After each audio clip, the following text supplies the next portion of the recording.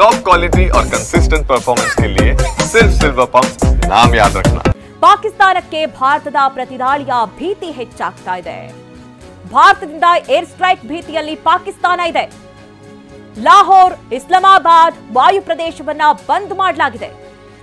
ಎಲ್ಒಸಿಯ ಉದ್ದಕ್ಕೂ ಪಾಕಿಸ್ತಾನದಿಂದ ಸೇನೆ ಹೆಚ್ಚಳ ಮಾಡಲಾಗಿದೆ. ಗಡಿಯಲ್ಲಿ ರಾಡರ್ ನಿಯೋಜನೆ ಕೂಡ ಆಗಿರುವಂತದ್ದು.